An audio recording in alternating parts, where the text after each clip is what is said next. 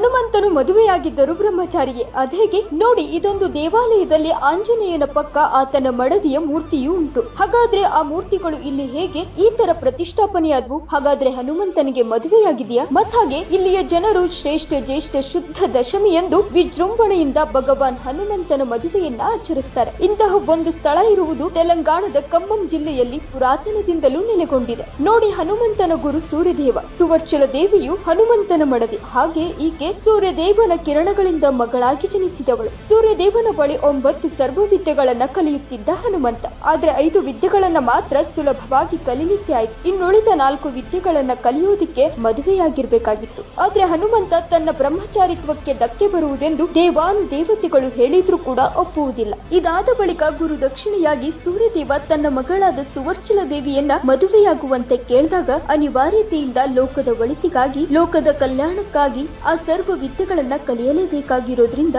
ಹನುಮಂತ ಮದುವೆಯಾಗ್ತಾನೆ. ಹಾಗಾದ್ರೆ ಹನುಮಂತ ಬ್ರಹ್ಮಚಾರಿ ಹೇಗೆ? ಹೌದು, ಹಿಂದೂ ಸನಾತನ ಧರ್ಮಗಳ ನಂಬಿಕೆಗಳ ಪ್ರಕಾರ ಸುವರ್ಚಲ ದೇವಿಯು ಗರ್ಭದಿಂದ ಹುಟ್ಟಿಲ್ಲ. ಆದ್ದರಿಂದ ಅವಳನ್ನ ಮದುವೆಯಾದ ನಂತರವೂ ಶ್ರೀರಾಮನ ಬಂಟ ಪವನಸುತ ಅಂಜನಿ ಪುತ್ರ ಹನುಮಾನ್ ಬ್ರಹ್ಮಚಾರಿಗೆ. ಈ ತರಹದ ಹೆಚ್ಚಿನ ಮಾಹಿತಿಗಾಗಿ ಇತಿಹಾಸನಿ ಫಾಲೋ ಮಾಡಿ.